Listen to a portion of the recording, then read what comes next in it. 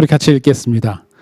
이것을 내가 내 마음에 담아두었더니 그것이 오히려 나의 소망이 되었사옴은 여호와의 인자와 긍휼이 무궁하심으로 우리가 진멸되지 아니함이니이다.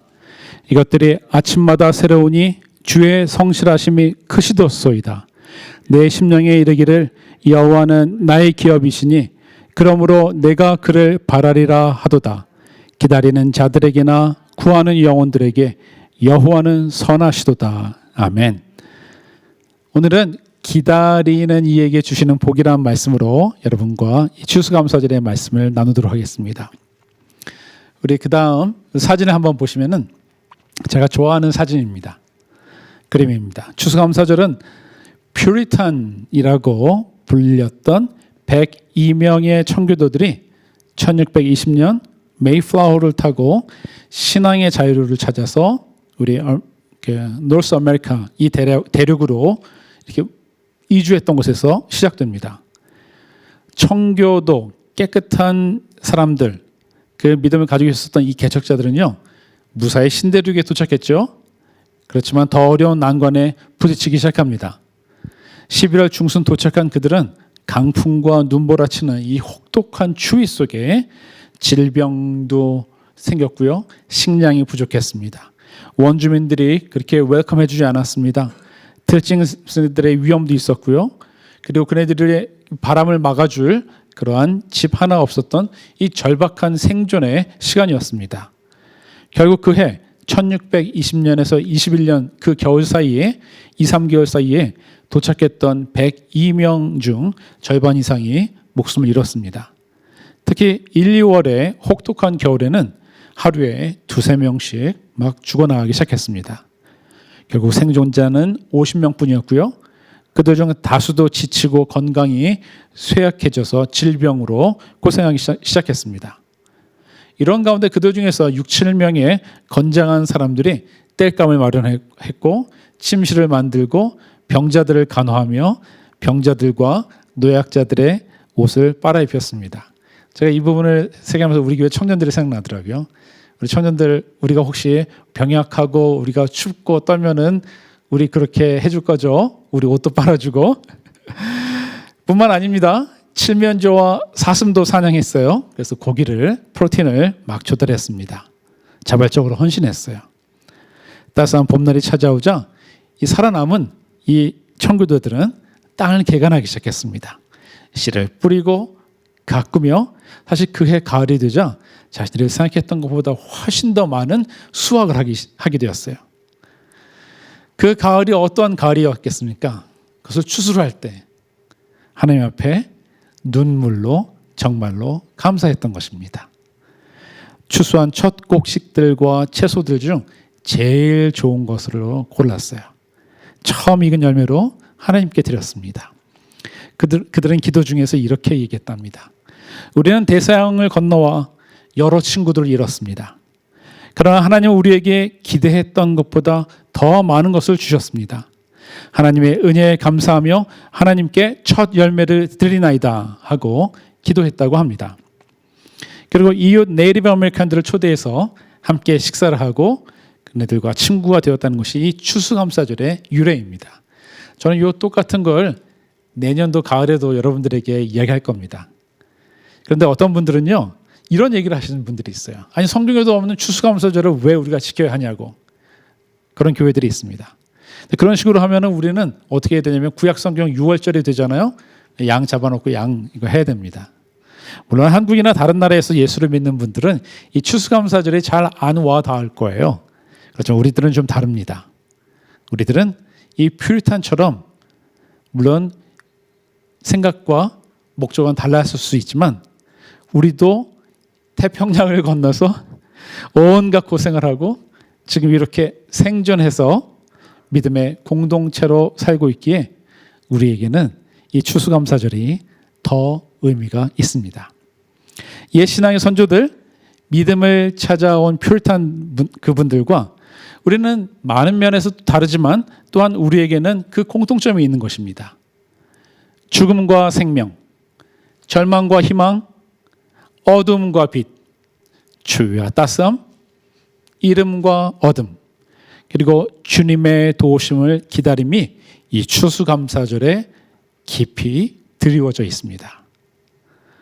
오늘은 예레미야 애가의 말씀을 통해서 우리가 내년에도 넘치는 감사를 가지고 올 수 있도록 우리가 주님의 복을 받아 누리는 삶을 우리가 찾기를 원합니다. 주님의 복을 누리기 위해서 우리가 그 복된 삶을 살기 위해서 어떻게 하면 좋을지, 그래서 감사가 넘쳐날 수 있는지 우리가 말씀을 통해서 배우도록 하겠습니다. 먼저 예레미야가 3장 21절을 제가 읽겠습니다. 그러나 마음속으로 곰곰이 생각하며 오히려 희망을 가지는 것은 But this I call to mind and therefore I have hope. 우리가 주님의 복을 받아 누리기 위해서 우리 그 다음 우리가 먼저 해야 할 것이 있습니다. 그것은 무엇입니까? 우리 같이 읽어봅시다. 마음속으로 곰곰이 생각한다. 곰곰이 생각한다. 여러분 이것은 무엇입니까? Turn back, return 한다는 뜻입니다. 우리 원래의 이 언어, 예레미야가 써줬던 이 히브리의 언어에 의하면요, 이것은 이 마음속으로 곰곰이 생각한다는 것은 이렇게 곰곰이 생각한다, turn한다, 돌아간다, return한다 이런 뜻이 있습니다. 그렇다면은 무엇으로부터 등을 돌리고 무엇으로부터 돌아가는 겁니까? 예레미야 애가 3장 1절에서 3절, 19절에서 20절에 우리 성경 말씀이 있는 걸 같이 읽어보겠습니다. 나는 하나님의 진노의 몽둥이에 얻어맞고 고난당하는 자다. 주님께서 나를 이끄시어 빛도 없는 캄캄한 곳에서 헤매게 하시고 온종일 손을 들어서 치고 또 치시는구나. 내가 겪은 그 고통, 쓴 쑥과 쓸개즙 같은 그 고난을 잊지 못한다. 잠시도 잊을 수 없으므로 울적한 마음을 가눌 길이 없다. 예레미야 선지자는 참으로 어둡고 슬픈 시대를 살았습니다. 그가 처음으로 부름받았을 때, 선지자로 부름받았을 때는요, 예수님 오시기 약 620년 전 이미 북쪽 이웃나라였던 북쪽 이스라엘이 아수르 제국에게 완전히 멸망당하고 사람들이 엄청나게 많이 죽어나갔습니다. 잔인하게.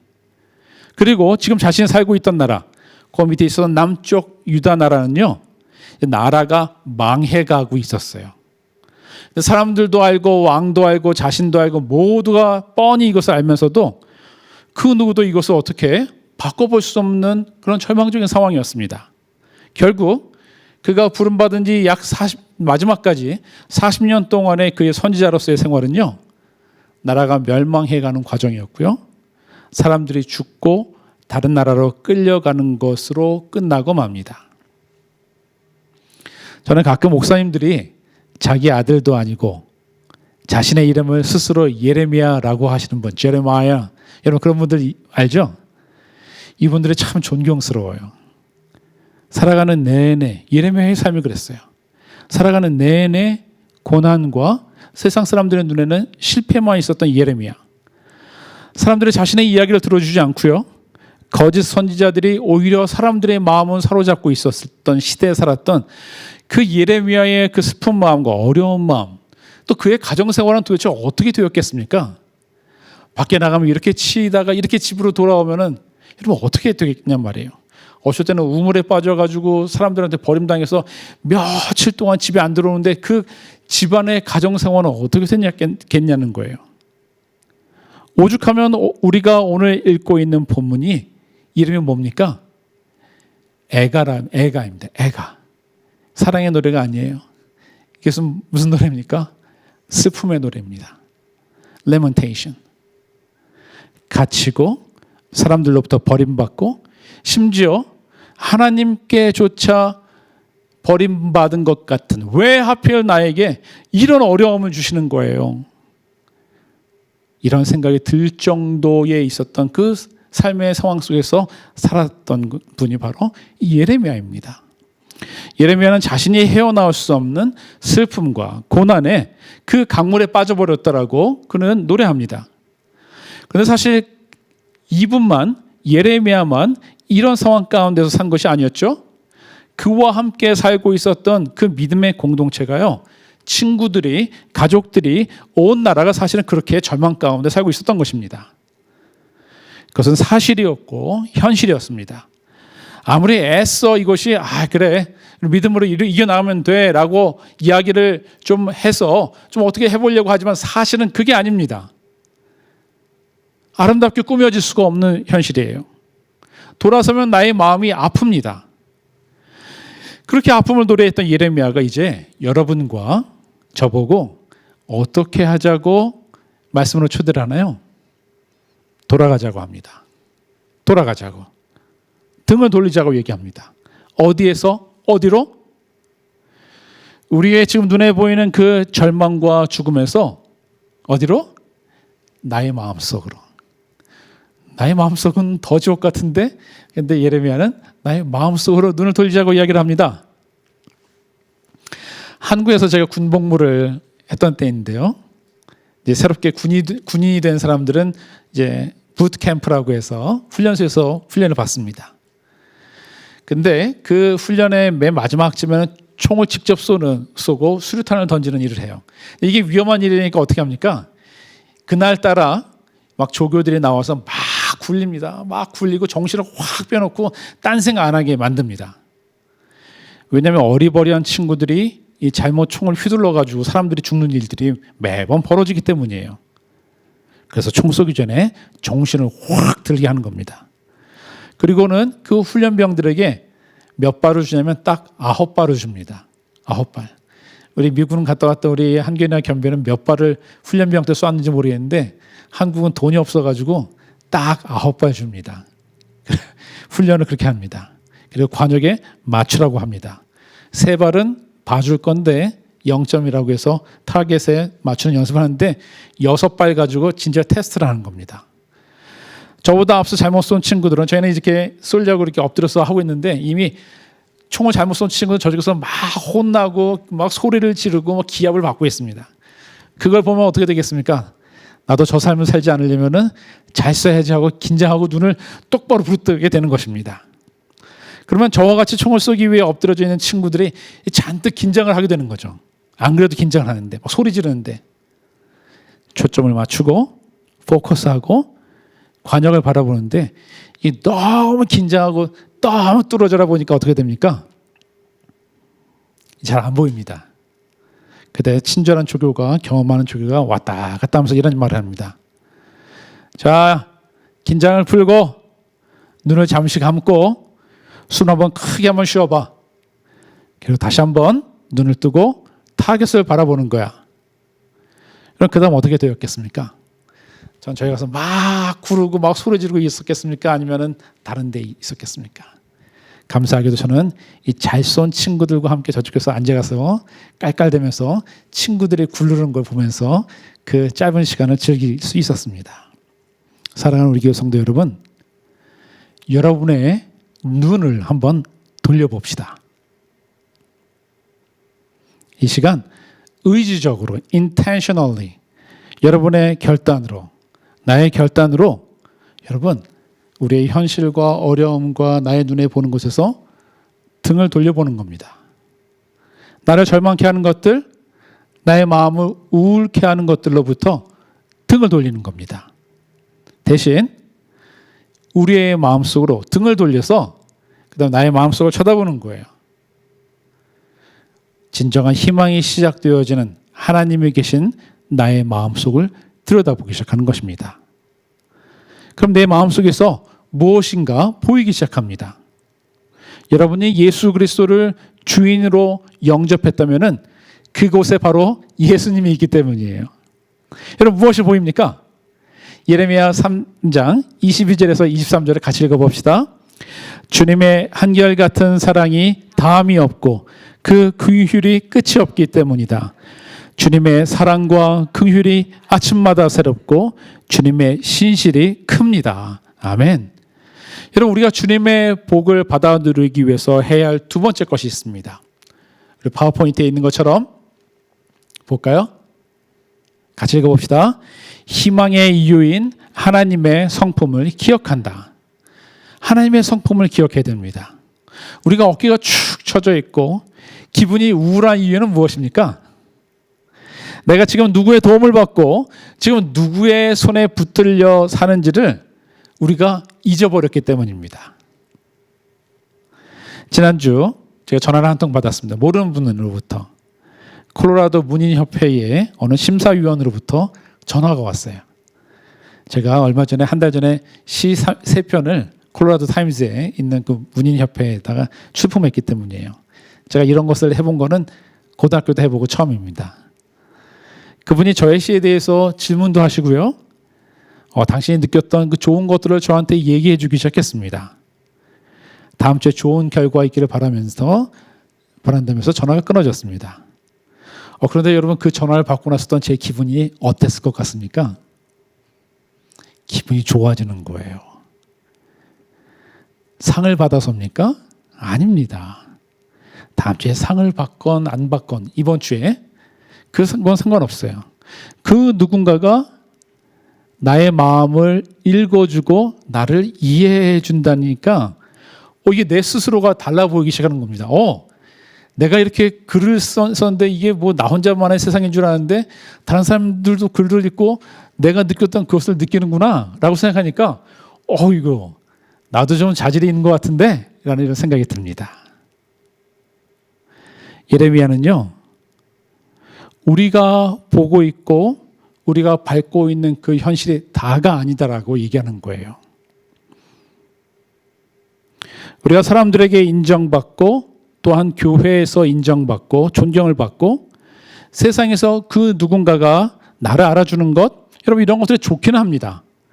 그렇지만 그런 것은요, 또 다른 비교 대상이 나타나거나 또 다른 어려움이 나타나잖아요. 그런 것들은 아무것도 아닌 것이 되게 됩니다. Nothing. 우리 그것을 이미 우리의 경험을 통해서 배웠어요. 그래서 예레미야 선지자는 그런 거 말고 현실에서 우리를 갖다가 temporarily, instantly, 잠깐 이렇게 주는 그 위로와 이런 것들 말고 더 큰 다른 것, 궁극적인 문제 해결에 그 자리로 우리의 눈을 돌리라고 이야기하는 것입니다. 뭘 보라고요? 하나님의 성품을 보라는 것입니다. 하나님의 성품. 나를 대하시고 지금 나의 인생을 바로 지금 이 시간에 나의 손을 잡고 인도하시는 그 하나님이 과연 어떤 분인지를 쳐다보라는 겁니다. 그 하나님은 어떤 분이세요? 우리 그 다음 말씀에 봅시다. 그 하나님은 사랑이 끝이 없습니다. 한결같습니다. 우리 한결같은 그 사랑을 steadfast love라고 합니다. 여러분, 그침이 없다는 거예요. 끊어지지 않아요. 여러분, 우리는 부부 간에도 자식 간에도 혹은 부모와 자식 간에도 상대방이 나에게 어떻게 행동하느냐에 따라서 내가 사랑을 더 줄지 나의 시간과 관심을 더 줄지 우리는 결정합니다. 우리는 나 말고 다른 사람들에 대해서 불쌍히 여기는 마음, 긍휼히 여기는 마음도요, 이것도 제한되어져 있어요. 저희가 Our Church에 가는데 거기에는 우리를 매번 거절하는 자매님이 있어요. 이렇게 성경 말씀을 주시면은 그런데도 우리가 설교하고 찬양하는 건 저쪽 구석에서 다 듣고 있다가 질문하면 대답도 합니다. 자기가 화가 났다는 거를, 힘들다는 거를 그렇게 표현하는 거죠. 하여간에 그런 대접을 받으면 여러분 어떻게 할 것 같아요? 여러분, 그런 사람한테 더 가서 아이고 안녕하세요 허그하겠습니까? 아니면은 나를 바라보면서 웃어주고 기억을 지난주에 것은 못하지만 나를 보면서 허그하자고 하는 사람을 안아주고 싶습니까? 그 자매는 갈 수가 없어요. 좀 그러지 말지, 이런 마음이 벌써 드는 겁니다. 우리의 긍휼히 여기는 마음은요, very limited, 너무 제한적입니다. 그러니 부부간에 어떤 때는 우리가 그렇게 부르죠. Honey, darling, 뭐 이렇게 부르시는 분들 혹시 계십니까? 저는 이게 안 됩니다. 이러다가 이게 뭔가 수틀리면 어떻게 됩니까?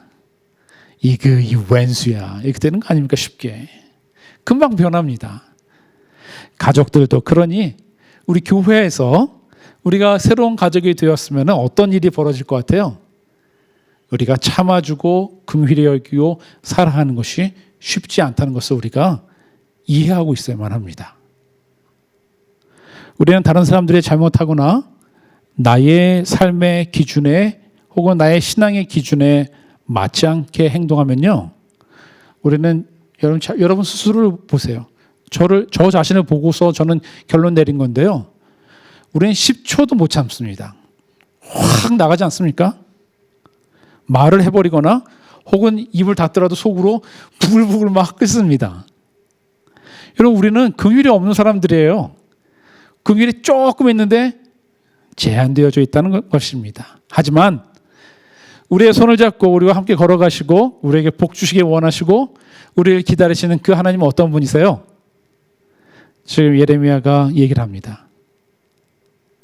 심지어 여러분과 제가 하나님께 충성되지 못하고 예수님의 길을 가는 것보다 내 길 찾아가서 나의 이속을 찾으려고 함에도 불구하고 그 결정을 하고 그 길을 가겠다라고 발을 내딛는 순간에도 탕자가 밖에 나가서 자기 멋대로 살아가더라도 집 앞에서 기다리는 그 아버지의 눈길과 그 안타까움처럼 우리 하나님의 긍휼은, 우리 하나님의 사랑은 변하지 않는다는 겁니다. 크다는 겁니다. 23절에 있었던 말씀처럼 한번 같이 읽어볼까요? 주님의 사랑과 긍휼이 아침마다 새롭고 주님의 신실이 큽니다. 아멘. 여러분, 목사에게서, 배우자에게서, 자녀에게서 혹은 부모에게서 여러분 steadfast love, endless mercies 뭐 이런 거 여러분 기대하지 마세요. 사람에게 기대하는 거 아닙니다. 우린 조금 연습을 해보고 조금 나눠줄 수 있습니다. 조금 사랑할 수 있고요, 조금 참아줄 수 있습니다. 그러나 예레미야가 그것을 깨달았잖아요. 사람들에게선 그것을 찾을 수 없다는 거예요. 그 사랑과 그 긍휼은 나의 손을 잡고 계신 그 전능하신 하나님께 찾아야 된다는 것입니다. 그 사랑이 어떻게 돼요? 예레미야가 이 얘기를 합니다. 아침마다 새롭다라고 얘기합니다. 저는 이것이 이 시적인 이 노래가 너무 좋습니다. 아침마다 새롭다. 여러분, 여러분의 자녀들이 혹은 여러분의 배우자가 아침마다 새롭고 아침마다 사랑스럽고 아침마다 막 흥분이 됩니까? 우리는 그런 사람들이 아니에요. 그런데 예레미야가 얘기합니다. 제가 하나님을 보니까요, 제 마음을 가만히 들여다보니까요, 나의 절망과 나의 이 아픔에서 벗어나서 나의 눈을 돌리고 나의 등을 돌리니까 와우, 우리 하나님이 나를 향하신 그 사랑이 아침마다 새롭고 날마다 새롭고 날마다 다양한 것을 제가 느낍니다 라고 지금 노래하는 겁니다. 사랑하는 우리 교회 성도 여러분, 잊지 마십시오. 바로 이 시간에 여러분들이 집에 가서 기도하는 그 시간 말고요, 그때도 물론 마찬가지고 바로 이 시간에 우리 하나님이 여러분을 어떻게 보세요? 주님의 신실이 큽니다. Great is your faithfulness. 하나님이 여러분을 보시는 그 마음이 이 충성스러워요. 신실해요. 우리가 사기치고 우리가 등 돌리고 딴짓하고 우리의 이속을 챙기는 하나님을 바라보지 아니하고 나를 바라보고 있는 그 순간에도 우리의 하나님은 어떠하신다고요? 나를 향하신 충실하시고 faithful한 그 마음과 그 눈이 변하지 않는다는 겁니다. 우리가 우리의 마음에 새겨진 이 하나님, 여러분들이 예수 그리스도를 주로 영접하면서 새겨진 이 마음판에 새겨진 이 하나님의 신실하심과 크심과 사랑과 mercy가 우리 가운데 계신 그 하나님을 바라본다면요, 그분이 나에게 이런 분이시라는 것을 이제는 여러분 보고 기억해내야만 합니다. 그냥 가지고 있었고 그랬지? 이게 아니고요. 어떻게 하라고요? 예레미야처럼 여기 쳐다보지 말고 내 마음판에 새겨진 그 하나님을 바라보라고 하는 것입니다. 기억해내야 된다는 거예요. 그리고 세 번째로 우리가 주님의 복을 누리고 참 감사의 생활을 하기 위해서는요, 우리가 또 할 것이 있습니다. 우리 파워포인트의 세 번째 같이 읽어봅시다. 나에게 늘 말한다. 나에게 늘 말한다. 예레미야 3장 24절에 이런 말씀이 있습니다. 읽어봅시다. 나는 늘 말하였다. 주님은 내가 가진 모든 것, 주님은 나의 희망. The Lord is my portion, says my soul. Therefore I will hope in him. 여러분, 나의 영혼에게 말하세요. 나의 영혼. 주님이 계신 나의 영혼에게 여러분 계속 말하는 겁니다. 사실 여러분들은 그 누군가에게인가, 여러분 그 무엇인가에게 여러분 늘 말하고 다닙니다. 그것이 사운드가 될 수도 있고요. 아니면 생각 속에서 여러분들은 늘 말합니다. 아휴, 힘들어. 아휴, 죽겠네. 아, 이제 그만하고 싶어. 나 그냥 혼자서 그냥 가만히 있고 싶어. 여러분들의 머릿속에서 여러분들의 영혼에게 우리는 계속 말을 합니다. 우리는 그렇게 하고 있어요. 근데 예레미야가 그러지 말라는 거예요. 다른 말 하라는 겁니다. 희망의 말을 나의 영혼에게 하라고 그럽니다. 주님은 내가 가진 모든 것입니다. 주님이 나의 희망입니다. 여러분 따라해 봅시다. 주님은 내가 가진 모든 것. 주님은 내가 가진 모든 것. 주님은 나의 희망. 주님은 나의 희망. 여러분 이 이야기를 여러분의 영혼에게 자꾸만 얘기하세요. 여러분 이 이야기는 예레미야뿐만이 아니라 고난 가운데 있었던 그리스도인들, 핍박받던 옛날 2000년 전의 초대교회 사람들이 성경책도 없고 찬송가도 부를 수 없는 그 환경 속에서, 그리고 21세기에도 지금도 마찬가지로 갇혀있고 핍박받는 그 그리스도인들이 하는 똑같은 그 방법입니다. 성경이 없는 사람들이 어떻게 믿음을 지켜냈겠습니까? 자기가 생각나는 몇 가지의 성경의 이야기들 혹은 하나님의 이 성품에 대해서 자꾸만 이야기하는 거예요. 누구에게? 나의 영혼에게, 나의 식구들에게, 나의 친구들에게 이야기하는 겁니다. 우리가 이 이야기를 해야 되는데 어느 순간에 우리가 불평하고 짜증내고 다른 헛소리를 해야 될 인생의 시간이 어떻게 우리에게 있겠습니까? 그래서 데살로니가 전서에서 뭐라고 얘기를 해요? 항상 기뻐하십시오. 끊임없이 기도하십시오. 모든 일에 감사하십시오. 이것이 그리스도 예수 안에서 여러분에게 바라시는 하나님의 뜻입니다.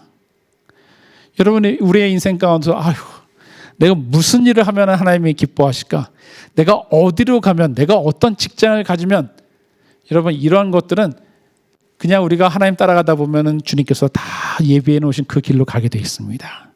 그러나 그보다 먼저 우리가 알아야 할 하나님의 뜻이 뭡니까? 바울이 데살로니가 교회 사람들, 이 편지가 갔다는 건요, 그 교회에 문제가 있든지, 그 교회가 위기 가운데 있든지, 그 교회가 다른 사람들의 심한 핍박 가운데 있든지 했을 때 바울의 편지가 가는 거였습니다. 바울이 성도들의 삶을 다 알아요. 예수 믿는다는 것이 편치 아니하고 마이너리티의 삶이라는 것을 알고 있음에도 불구하고 그가 성도들에게 명령하는 것이 뭡니까? 항상 기뻐하라. 끊임없이 기도하라. 모든 일에 감사하라.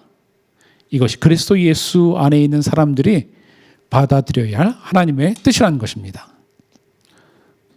다른 것은 없습니다. 네 번째로 우리 기다리는 이에게 주시는 복. 그것은 우리 파워포인트에 있는 것처럼 읽어봅시다. 주님을 기다리고 찾는다. 25절에 이런 말씀이 있어요. 함께 읽어봅시다. 주님께서는 주님을 기다리는 사람이나 주님을 찾는 사람에게 복을 주신다. 아멘. The Lord is good to those who wait for Him, to the soul who seeks Him. 주님께서 누구에게 복을 주신다고요? 주님을 기다리는 사람들, 그리고 주님을 찾는 사람들에게 복을 주시는 것입니다. 이 말씀을 보면 아주 간단합니다. 왜 복을 못 받아요? 하나님을 기다리지도 않고 하나님을 찾지도 않는 겁니다. 제가 여러분에게 왜 아침에, 사실 제가 여러분에게 그 말씀을 보내기 위해서 1시간 이상의 시간을 들여서 제가 합니다. 말씀을 준비합니다. 어디서 카피하는 것도 아니에요. 제가 책을 읽고 그다음에 말씀 보고 그 질문들을 다 만들어내면서 여러분과 저의 삶 가운데 말씀이 있기를 소망하는 것은 왜입니까? 왜 이 일을 합니까? 여러분, 우리가 하나님을 찾는 사람에게 복이 있다라고 성경에서 가르쳐 주잖아요. 주님의 말씀 가운데서, 그 가운데서 자꾸만 나의 영혼을 바라보고 나의 영혼에게 주의 말씀을 집어넣고 주님을 기억하려고 하는 그 사람들에게 주님께서 복을 주신다고 하니까 여러분과 이 일을 하는 것입니다. 여러분의 영혼에게, 우리 교회의 성도님들에게 다른 것들이 차 있으면 안 돼요. 우리의 영혼에 주님을 기다리는 마음, 주님을 찾는 마음, 그 마음과 삶이 차야만 하는 것입니다. 우리 지난 목요일에 우리 장로님과 제가 좀 힘든 시간을 가졌습니다. 장로님과 제가 싸웠다는 얘기 아닙니다. 최 장로님과. 그리고 오늘 이번 주에도 갔는데 이번 주에는 사람들이 더 많이 갔습니다. 갈보리 교회에서 3명의 자매님들이 쿠키를 가지고 또 준비하고 자신들의 손편지를 써가지고 땡스기빙 메시지를 가지고 왔습니다. 평상시 우리 4명의 팀에다가 3명까지 갔으니까 더 풍성하고 좋았죠. 예배도 더 좋았습니다. 그런데 예배를 드리는 한 가운데 제가 뒤쪽에 있었는데 그 전에 하나의 검은 배드가 이렇게 들어오는 겁니다. 그래서 들어오는가 보다 하고 누가 이렇게 했는데 나중에 한 10분 정도 있다가 이 검은 배드가 나가는데 뭐가 살짝 아까의 모양과 다른 거였습니다. 아까는 플랫했는데 뭐가 있는 것 같아서 그분이 나가기 전에 그 직원에게 물어봤더니 제가 한 분이 돌아가셔서 그분을 모시고 나가는 길이라고 하는 것입니다. 직원한테 그 이름이 뭐니까 우리가 알고 있었던 파트리시아였습니다. 이분은 지난 10개월 동안 우리랑 예배를 드리면서 한마디도 우리에게 말씀을 해본 적이 없는 분입니다. 그렇지만 지난 10개월 동안 거의 한 번도 빠지지 않냐고 예배 가운데 있었던 분이에요. 이분이 말을 할 수가 없는 상황이었습니다. 그렇지만 이분이 할 수 있는 것은요, 웃거나 미소 짓거나 아니 무표정하거나 이 정도였습니다. 그분이 계속 그 자리에 앉아있다 그날은 예배 가운데 이렇게 누워 계셨습니다. 그분에게 부탁을 드리고 직원들한테 허락을 받아서 우리가 이분을 위해서 기도할 수 있겠냐라고 제가 부탁드렸습니다. 그래서 예배가 끝날 때쯤이어서 우리가 우리 교회 분들과 함께 다 거기에 모여서 7명이 함께 크게 기도하였습니다. 어쩌면 직원들은 몰래 이게 나아가기를, 왜냐하면 슬픈 일이니까 이게 하긴지 모르겠는데 어떻게 하다 보니까 모두가 다 알게 되었습니다. 그 영혼을 위해서 우리가 예수님께 기도했죠. 파트리시아의 영혼을 받아달라고. 그 예배가 끝나고 참 감사했어요. 우리 매번 돌아가실 때마다 인사도 제대로 못했는데 그날은 인사를 했으니까요. 근데 문제는 그 다음이었습니다. 다들 집에 가는데 장로님과 제가 맨 마지막에 이렇게 집으로 가면서 우리가 너무 슬펐어요. 차라리 안 봤으면 덜 슬펐을 것 같은데 보니까 좋긴 한데 더 슬프더라고요. 그런데 우리의 마음이 하루, 이틀, 사흘 지나면서 괜찮아지기 시작했습니다. 왜요? 오늘의 말씀처럼 우리가 주님을 기다리기 때문입니다. 마지막 드렸었던 그 기도처럼 우리는 다시 오실 예수 그리스도를 기다리기 때문에 우리에게 복이 있는 겁니다. 사랑하는 우리 교회 성도 여러분, 우리가 이것을 잊어버리면 안 됩니다. 주님을 늘 기다려야만 합니다. 주님의 다시 오심을 늘 기다리고 나의 삶 가운데서 기다려야만 합니다. 이제 다음 주서부터 우리가 대강절이라고 해서 대림절, 주님의 오심을 우리가 기다리면서 크리스마스를 기다리는데, 여러분 크리스마스 행사를 기다리는 것이 아니고 뭘 기다려요? 주님의 오셨던 것, 주님이 다시 오실 것을 기다리는 기다림의 달을 우리가 가지게 되는 것입니다. 예레미야는 그 절망과 슬픔의 상황 속에서 이렇게만 돌면 절망과 슬픔이 그대로 있죠. 이 이야기를 쓴 예레미야는요, 나중에 회복되어지지 아니하는 조국 속에서 그 절망 가운데서 슬픔 가운데서 죽어갑니다. 그렇지만 그의 마음과 그의 영혼은 뭘 하고 있어요? 그 같은 백성들에게 뭘 얘기하자고 합니까? 주님을 기다립시다. 주님을 찾읍시다. 우리의 현실의 상황들이 이렇지만 이것 말고 더 큰 복이 우리를 기다리고 있습니다.